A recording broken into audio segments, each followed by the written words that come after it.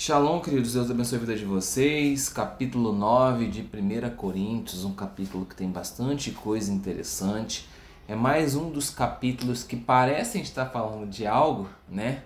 Porque naturalmente o óculos que a gente coloca aí de interpretação nos leva para algum lado baseado naquilo que a gente aprendeu da vida inteira, né? Então é natural. Vou dar um exemplo para vocês. Se você está acostumado no Brasil a gente jogar bola, se tiver um videozinho ali passando, falando de algum assunto, você vê uma bola de futebol ali, você automaticamente você faz ligação. E às vezes o vídeo é duplo sentido, você tem entendimento, aí você já leva logo pro futebol. Não, ele tá falando de futebol, tem uma bola de futebol ali no fundo, e às vezes não é, né?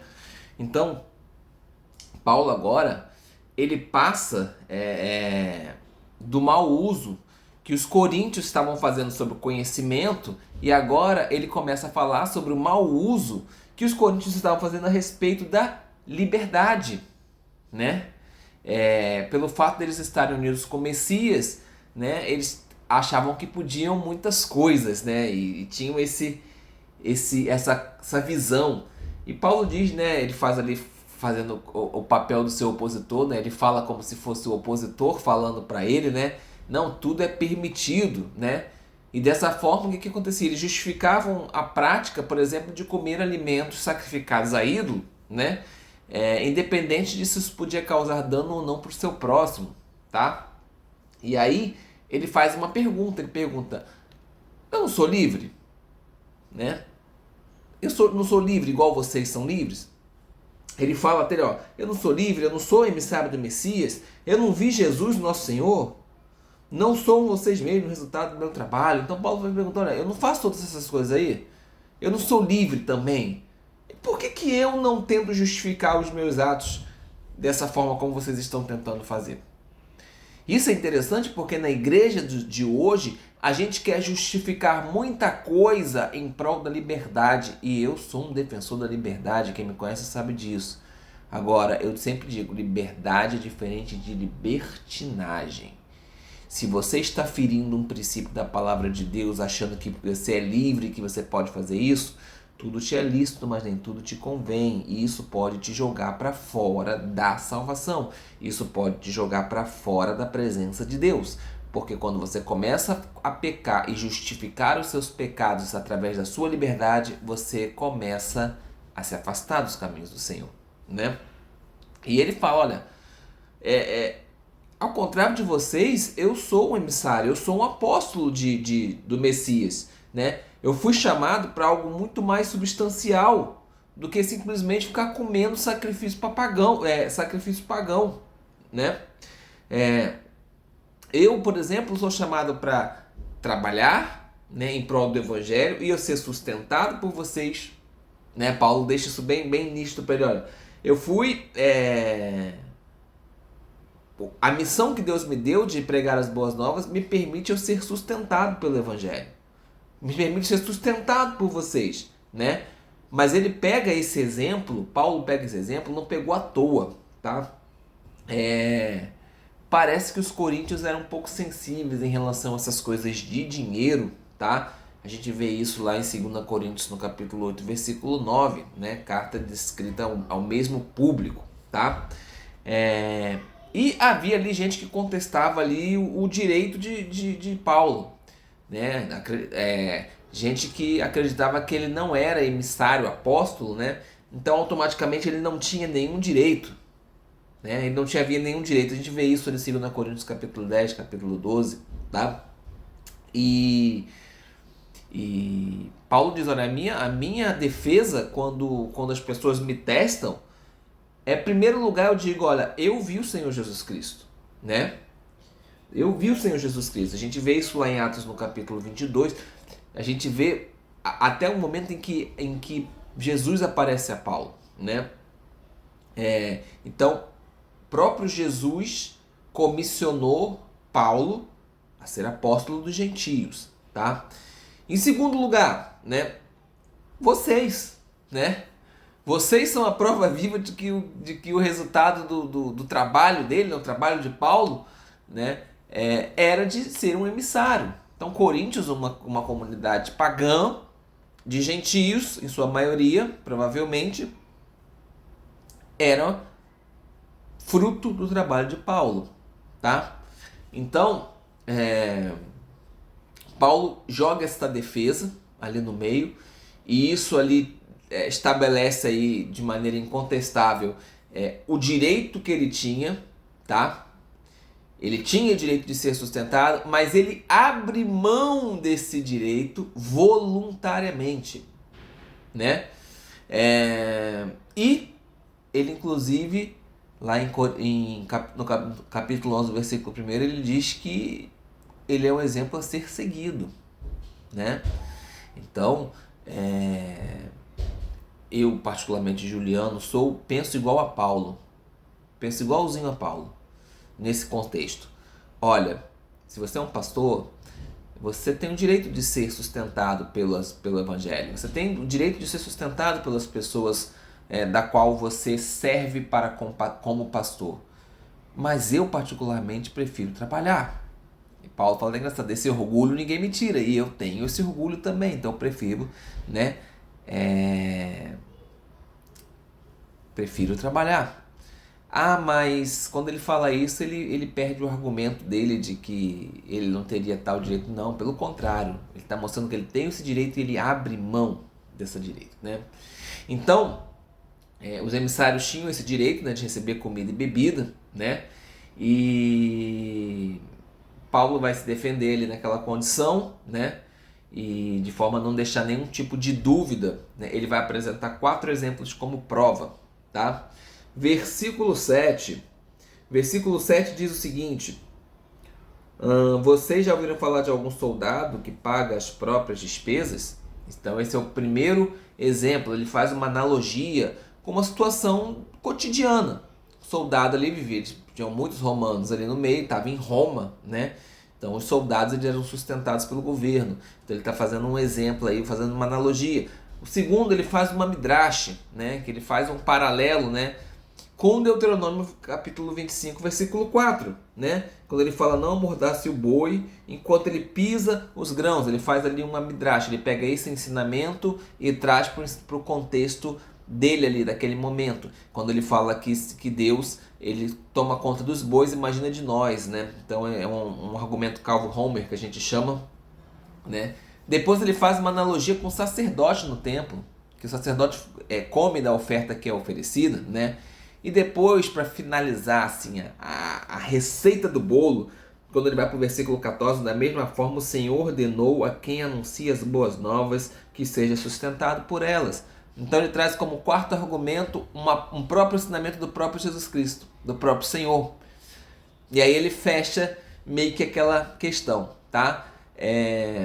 Deixando bem claro que antigamente, na época de Paulo, ali, um pouquinho depois ali, alguns séculos ali ainda depois da vinda de Cristo, os rabinos eles tinham que trabalhar, tá? Eles tinham que trabalhar, tinham que ter um sustento. Algumas comunidades ainda mantêm essa tradição de pelo menos trabalhar meio expediente. O rabino precisa trabalhar, mas já existem comunidades, tá? E isso talvez já seja a maioria dos rabinos do mundo hoje, recebem um salário para poder ter a função, então se igualam ao cristianismo quando um pastor recebe da sua congregação, tá?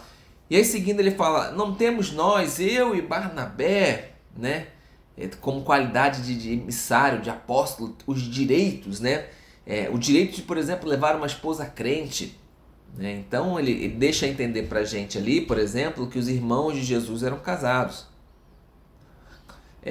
Quando a gente recorre à história, e a gente vai aos escritos de Eusébio, ali pelo ano 320 depois de Cristo, ele deixa claro pra gente que Filipe era casado, tá? Um dos pais do começo da igreja disse que Filipe era casado. E Pedro era casado, a gente sabe, porque Pedro tinha uma sogra, né?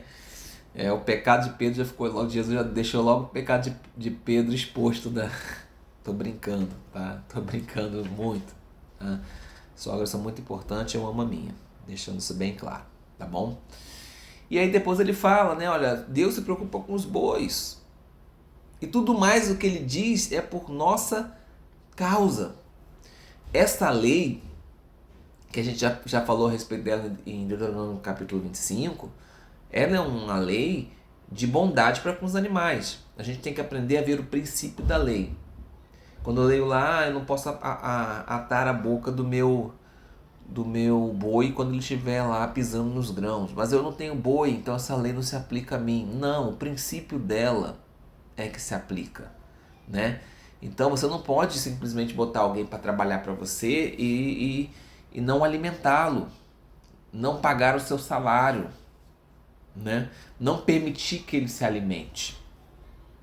É errado, isso é completamente equivocado, né? Então, isso é uma lei que mostra a bondade de Deus para com os animais e quanto mais com a gente. A preocupação principal de Deus é com os seres humanos. Somos nós. Mas ele não deixa de olhar para os animais.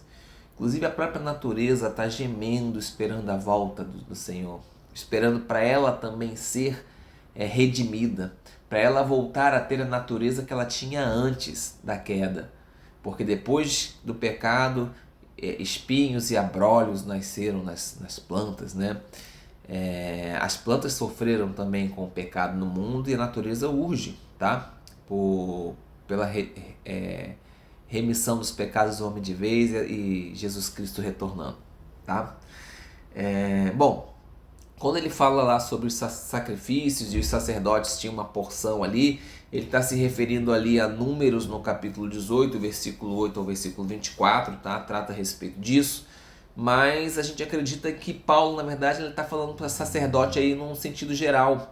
Porque os coríntios não estavam tão acostumados com a rotina de sacrifício que acontecia em Jerusalém, né? Eles estavam em Roma.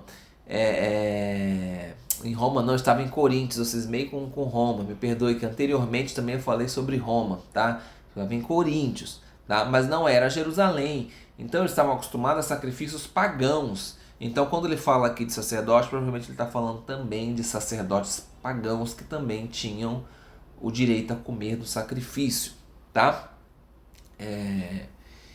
E aí vem a parte mais complicada do texto, né? É a parte mais difícil do texto, tá? Principalmente se você tem uma versão aí Almeida, etc e tal, cuja tradução, infelizmente, ela é um pouco difícil, tá?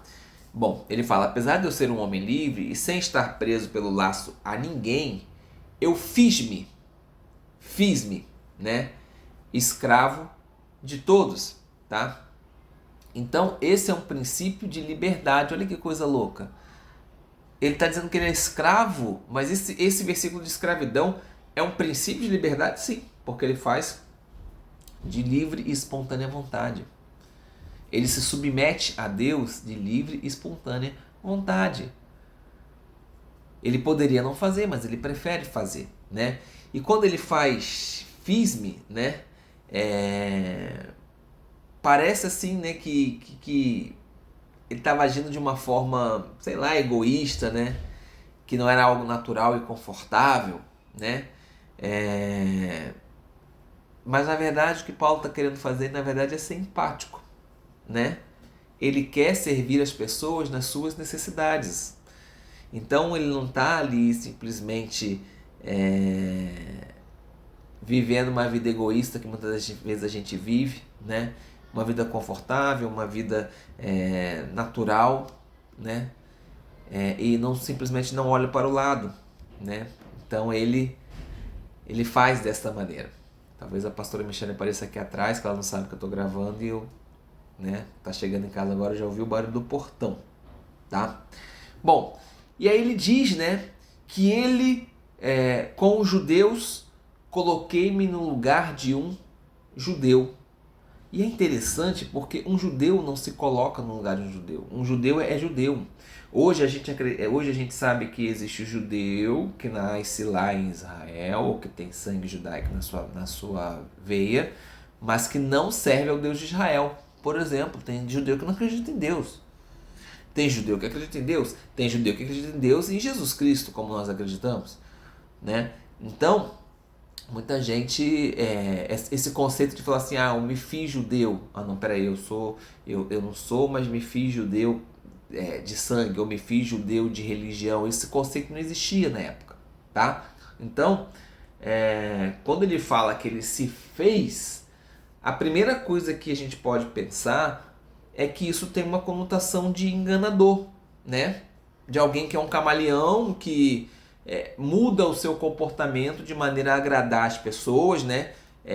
Em busca de uma meta a ser alcançada. Então, por exemplo, eu venho aqui, quero te vender alguma coisa e eu vou mudando as minhas estratégias de acordo com o público que eu tenho na minha frente para tentar enganá-los ou para tentar modificar ali a minha forma de pensar, né? Só que se ele fizesse isso, ele não estaria bancando um hipócrita, não seria aí um hipócrita, né? Se a gente for ler o que ele escreveu para o próprio Coríntios, por exemplo, a respeito deste assunto, ele fala, né, que ele recusa-se a usar métodos vergonhosos e sorrateiros. A gente vai ler isso em 2 Coríntios capítulo 4, versículo 1 e versículo 2, né? E você vai ver que ele pega 3 capítulos dessa carta para se defender dessas acusações. Então ele vai pegar ali o capítulo 10 e até o capítulo 12, ele vai justamente colocar desta maneira, tá? Então, o fato de muita gente achar que Paulo adotou um comportamento inadequado é por conta da dificuldade da interpretação, tá? Então muita gente acha que Paulo, quando estava com os gentios, não seguia a lei, e quando estava com os judeus, seguia a lei. Ele chamou a atenção de Pedro justamente por causa disso. Justamente por causa disso ele chamou a atenção de Pedro. E um judeu não deixa de ser judeu porque está na frente das pessoas. Dificilmente Paulo negligenciaria a lei. A gente vai ler lá em Atos, se eu não me engano, no capítulo 26, se eu não me engano, não me recordo agora. A gente pode olhar aqui rapidamente para a gente poder ver. Quando ele afirma que ele é judeu, que ele é fariseu, da tribo de Benjamim, né? Ele fala todas essas coisas, ele não deixa de ser um judeu. Aí quando a pessoa pega lá, por exemplo, a circuncisão de Timóteo, fala assim, aqui,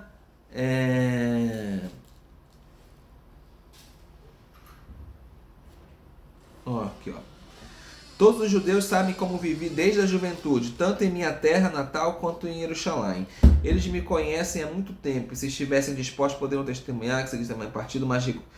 Que eu segui estritamente o partido mais rigoroso da minha religião, isto é, os fariseus. Que irônico eu ser julgado aqui por causa da minha esperança na promessa feita aos nossos pais. Nas 12 tribos esperam alcançar o cumprimento dessa mesma promessa, enquanto não sequênciam os seus atos de adoração noite e dia. Contudo, não é uma conexão com essa esperança. Majestade, estou sendo acusado pelos judeus, porque vocês consideram incrível o Deus ressuscitado dos mortos. Ele vai falando, mas não é bem esse texto que eu queria, não. É o texto em que ele é preso, tá? É o momento em que ele é preso, não me recordo agora qual é o capítulo. Mas quando ele é preso, ele faz essa defesa, né, para os próprios judeus que estão ali presentes. Então, é complicado você achar que Paulo simplesmente mudava, deixava de seguir lei, deixava de fazer as coisas que eram inerentes à cultura judaica, simplesmente para poder se misturar com as pessoas, tá? Existem 3 interpretações que as pessoas pegam. Eu falava de Timóteo, né? Quando Paulo circuncida Timóteo, circuncidou porque ele estava no meio dos judeus e precisava fazer isso. Não, porque era obrigação dele fazer. Era algo sobre o qual a lei estava baseada. Né? É diferente dos demais que não eram judeus, mas quem era judeu precisava ser tratado como judeu. Isso é fundamental. Então, quais são as 3 interpretações equivocadas que você tem aqui? A primeira, né? Os comentaristas acham que tornar-se como quer dizer se comportar como. Tornar-se como automaticamente é visto como, né, se comportar como. Mas esse não é o conceito que está aqui. Não é o conceito que traz o grego, tá? Então, o uso da palavra tornar-se automaticamente faz você pensar que é comportar-se como, mas não é. Paulo não se comportava como gentio, tá? 2. Eles pensam que o que está escrito aí de debaixo da lei quer dizer que as pessoas eram obrigadas a obedecer a Torá, né? Então, em consequência disso, eles se igualavam aos judeus como se os judeus estivessem debaixo da lei. Vamos discutir sobre isso já já. E o terceiro, né, eles parecem não dar conta de que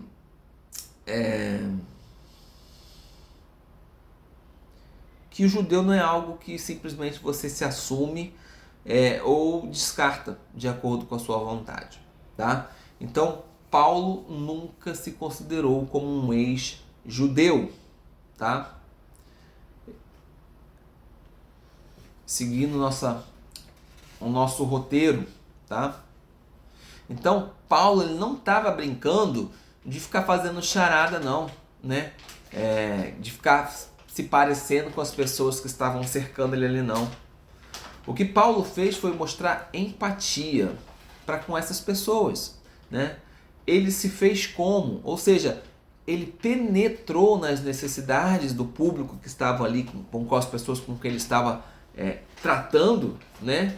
E entendeu as aspirações daquelas pessoas, entendia os pontos fortes, os pontos fracos, né? E buscava as oportunidades para colocar as ideias, os sentimentos, os valores de acordo com a pessoa com quem ele estava conversando, tá? Então,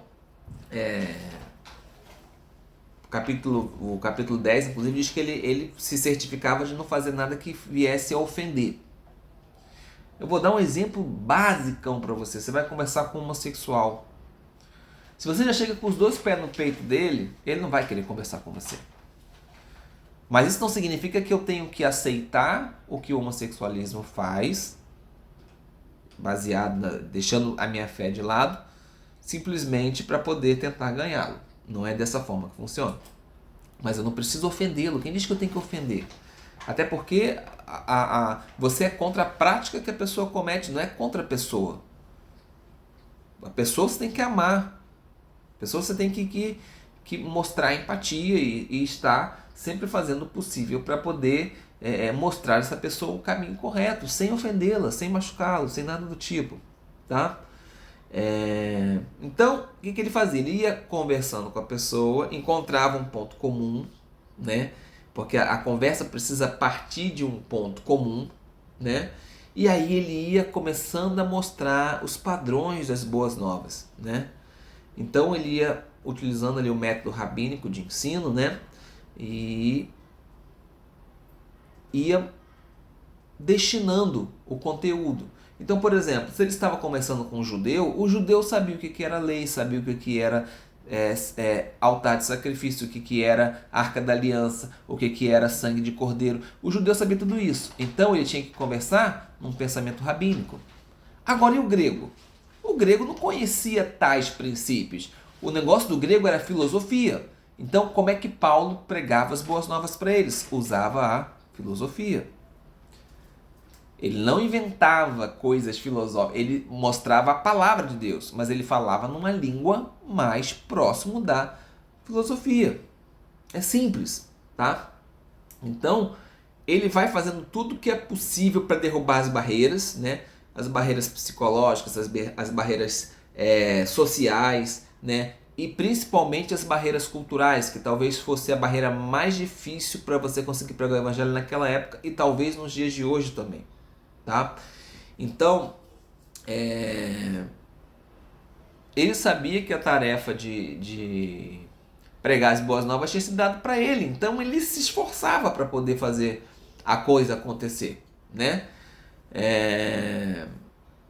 Mas toda a mudança que ele fazia ali para conversar com as pessoas, para interagir com as pessoas, sempre foram delimitadas por o que a gente chama de uma vida vivida no altar, uma vida vivida no contexto da Torá, no contexto da lei do Messias, tá?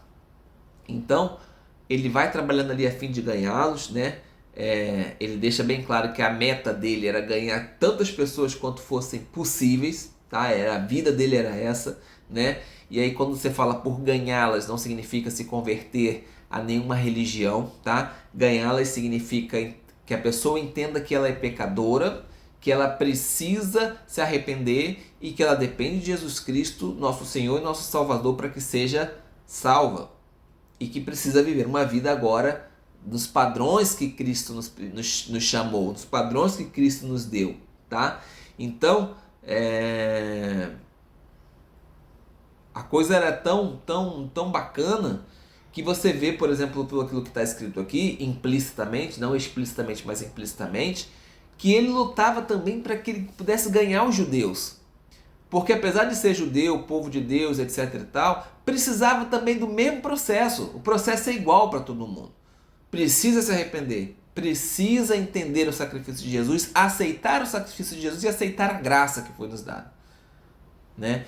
Então Paulo também não se esforçava só para com os gentios, não, ele se esforçava também com os judeus, né? E aí o texto fala sobre pessoas sujeitas à perversão legalista da Torá. Eu não estou com nenhuma Bíblia aqui perto de mim para eu ver a versão, como a versão está escrita. Tem aí, filha? Tem não. Por baixo desse negócio aí, ó. Não. Por baixo do caderno, do seu caderno aí, ó. Tem não, é outra coisa. É outro caderno. Eu não tenho aqui, infelizmente. Mas o versículo 20, a parte B do versículo 20, fala sobre pessoas que estão sujeitas à perversão legalista da Torá. Tá? Eu estou com o meu computador aqui, eu vou passar aqui abrir aqui rapidamente para a gente ver como é que está escrito na sua versão, para que você possa entender aquilo que eu estou falando. Também não adianta eu falar como está descrito aqui na minha, se a versão que a maioria das pessoas utilizam é diferente, tá? Eu vou fazer o seguinte, eu vou colocar na nova versão internacional, tá? Ou na linguagem de hoje. Vamos ver só aqui, só abrindo aqui meu computador e a gente vai ver como é que está descrito aí para você na sua Bíblia. Vamos colocar aqui, só abrir aqui o navegador e a gente já vai fazer. Perdi uns 2 minutinhos, mas a gente vai ter uma visão melhor. Aqui, 1 Coríntios 9, 1 Coríntios 9, 20. Vamos ver como está escrito aqui, não. Vocês veem que a internet está a uma velocidade monstruosa. Tornei-me judeu para os judeus a fim de ganhar os judeus. Para os que estão debaixo da lei, tornei-me como se estivesse sujeito à lei. Olha que interessante, né? Embora eu mesmo não esteja debaixo da lei. Alguém botou um parêntese ali, né? Esse parêntese você já sabe que foi colocado, né? A fim de ganhar os que estão debaixo da lei. E é interessante pelo seguinte, porque parece que está falando do judeu 2 vezes, né? Você vê que coisa, né? Primeira coisa que a gente vai perguntar aqui: quem são aqueles que estão debaixo da lei? Primeira pergunta. A segunda pergunta que a gente vai fazer é: o que quer dizer debaixo da lei? Tá? Então, assim, debaixo da lei ou debaixo de algo, gente, aqui não é debaixo da Torá, tá? Mas debaixo de uma perversão na Torá, né? Ou seja, a perversão nada mais é do que uma tentativa de transformar um conjunto de regras, né? Você pega um conjunto de regras que alguém supostamente tem que obedecer. Então, olha só, aqui tá o conjunto de leis, você supostamente tem que obedecer e você acaba fazendo isso de forma mecânica, não tem fé envolvida no processo, não tem amor envolvido no processo, né? E no final você ainda pede para Deus para que ele bata a palma porque você está obedecendo aquele conjunto de regras. Isso é o que a gente chama de perversão da Torá, ou a forma legalista da lei, tá? Então, debaixo dela aí passa a ser um sentido opressivo, né? Como se você fosse um escravo e a lei fosse um senhor de escravo ali que te obriga a fazer aquilo, né? Então, perversão legalista, no final das contas, se refere também aos aspectos, tá, do sistema, do qual a lei se desenvolveu dentro da sociedade judaica, Você vê que na lei existe muita coisa da tradição que querem te obrigar a fazer, tá? Não tem nada, às vezes tem nada a ver com a lei, às vezes até é contrário à lei, tem uns negócios meio estranho, né? E quando alguém simplesmente pega a Torá e tira dela, né, o fator do qual ela é baseada, que é a graça de Deus, né? É a fé, né? Então não é simplesmente regras de obrigatoriedade. A lei ela é baseada em princípios, são os princípios que Deus espera que você tenha. O que é temer a Deus? Temer a Deus é amar as coisas que Deus ama e odiar as coisas que Deus odeia.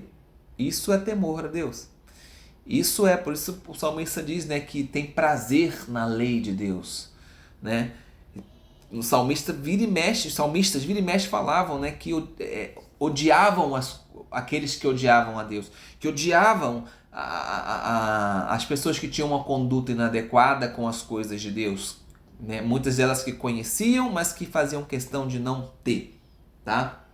Então, outra coisa interessante que eu já falei é que, olha só, ele fala o seguinte, vamos ler aqui, versículo 20, diz assim, a minha está escrito assim, isto é, com os judeus coloquei-me no lugar de um judeu a fim de ganhá-los. Então já falou do judeu. Aí depois ele fala, com as pessoas sujeitas à perversão legalista da Torá. Ou seja, vai falando de judeu de novo. Ele está repetindo de judeu de novo. Não está acrescentando nada, porque ele já falou de judeu. Está repetindo a informação. O que está acontecendo aí? Né? Por que ele fez dessa forma?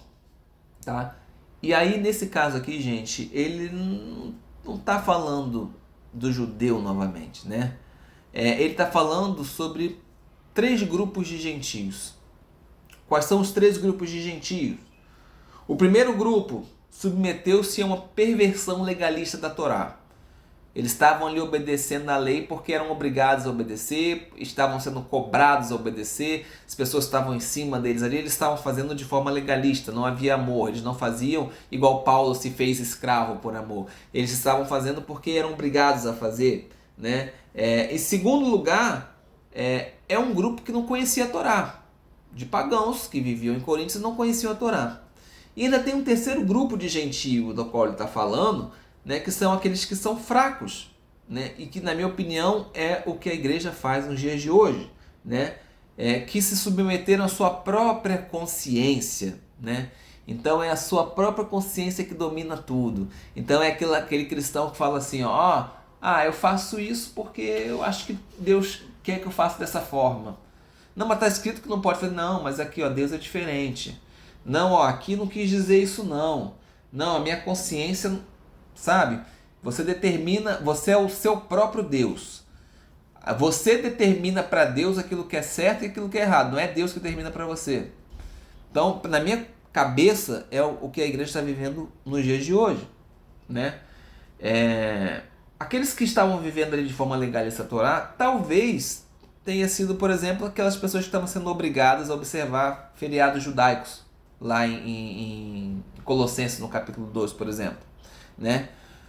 Ou então estavam sendo obrigados a se circuncidar, né? Que a gente vê ali em Gálatas, principalmente no capítulo 5, um pedaço do capítulo 6 também, né?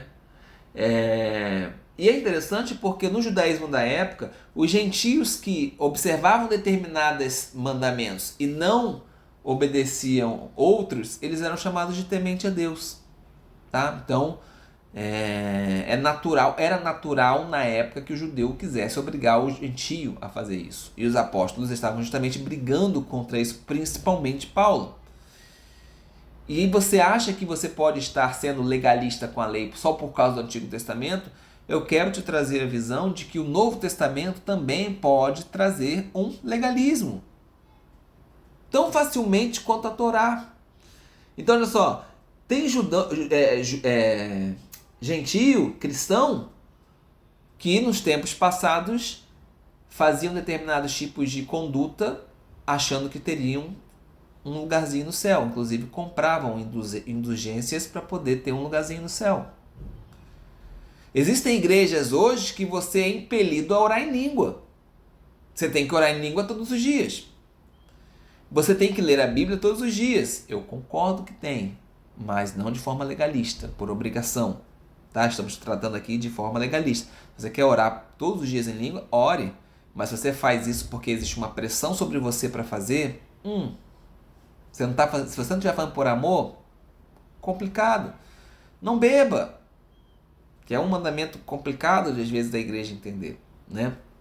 Então, não jure, e etc e tal, e tem um monte de coisa.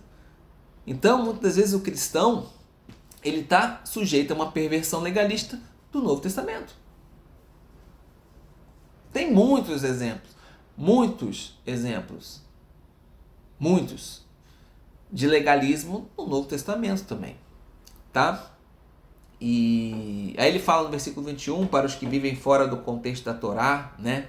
Aí está falando sobre aqueles que não conheciam a lei ou que não tinham a lei. No geral ali seria uma tradução mais adequada, talvez fosse ímpios, né? As pessoas que não tinham lei, né? Ou que estavam aí separados da Torá de alguma forma, tá?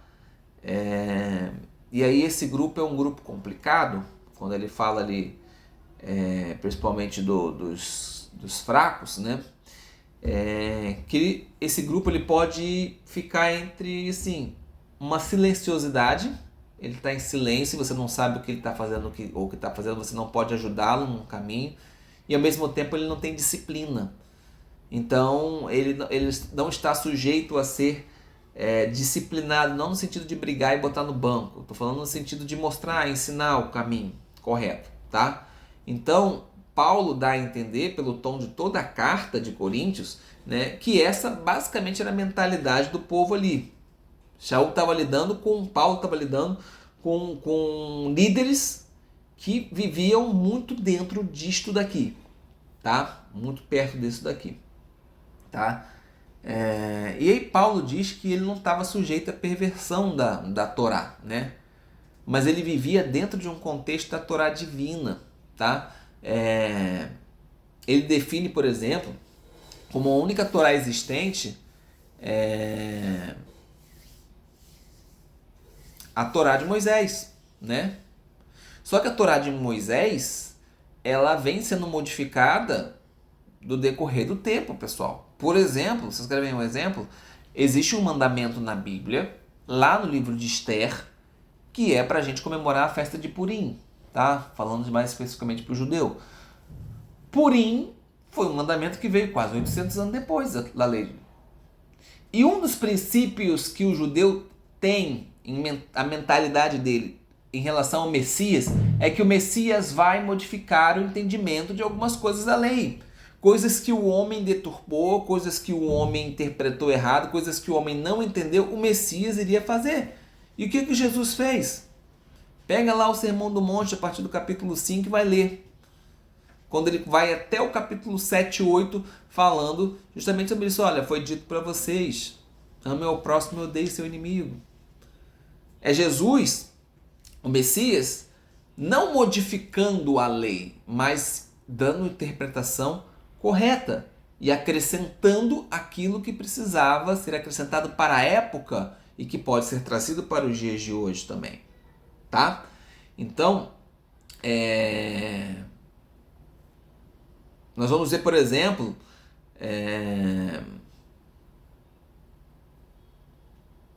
três formas pelo qual o Messias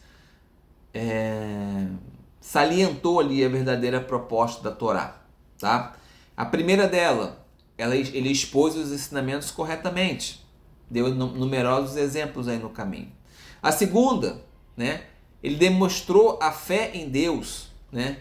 Ele chegou ao ponto de morrer para expiar os pecados de todos, mostrar quão grande é o amor de Deus, a graça de Deus em favor da humanidade, né? E mostrando que isso tudo era baseado na fé, conforme a própria Torá ensina. Tá lá o exemplo de Abraão, tá? E ao fazer, né, da própria nova aliança uma parte da Torá, já falei isso para vocês algumas vezes. O Novo Testamento tem 1050 mandamentos. A Torá 613, tá? Quase o dobro, tá bom? Então o Novo Testamento, ele é uma parte da Torá, ele faz parte da Bíblia, faz parte dos livros de ensinamentos, né? E tem o efeito de modificar, tem um efeito de reinterpretar ou reaplicar alguns dispositivos, mas nem todos os dispositivos da lei foram mexidos. Foram mexidos aquilo que estavam sendo interpretados pelo homem de forma equivocada. Então, os próprios judeus que não acreditam em Jesus e que estão esperando o Messias, acreditam que quando o Messias vier, ele vai modificar estruturas da lei, não princípios, mas algumas estruturas de entendimento. Tá? Bom, quais são os elementos aí essenciais da Torá que foram afirmados pelo Messias? Tá? Eles são claros em numerosas passagens. Então, vou citar algumas para vocês. Quando ele é provocado ali, né? Qual que era o mandamento mais importante? Ele diz o quê? Ouve Israel, Adonai é o nosso Deus e Adonai é um. Você deve amar a Deus de todo o seu coração, de toda a sua alma, de todo o seu entendimento. Torá, né? Deuteronômio capítulo 6, a partir do versículo 4. E aí ele, de forma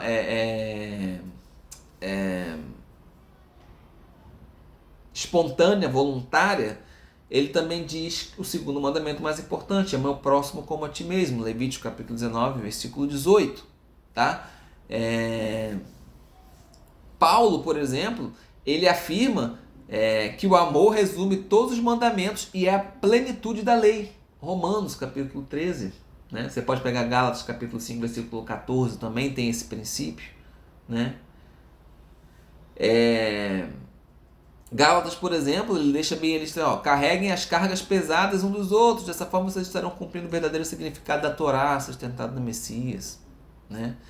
Gálatas capítulo 6, versículo 2. Né? Outro mandamento que Jesus deixou, um dos principais, na minha opinião, levar o Evangelho, proclamar as boas novas.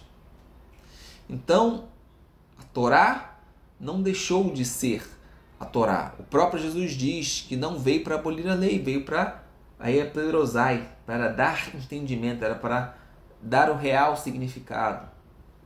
E ele diz, a parte final o pessoal às vezes esquece, quando ele diz que aquele que guarda e ensina o menor dos mandamentos que seja, vai ser chamado grande no reino dos céus. E aquele que não guarda e não ensina será chamado pequeno. Mas no final ele diz que se a minha justiça e a sua não exceder a dos escribas e dos fariseus, vocês não herdarão o reino dos céus. Eram os caras que mais sabiam de lei, que mais guardavam as leis, tá? Só para vocês saberem. Vamos lá. Pela recompensa prometida pelas boas novas para poder partilhá-las com quem vier a confiar. Né? Então, por causa das boas novas, né, Paulo fazia ali tudo para ele ser coparticipante de tudo ali. Né? E também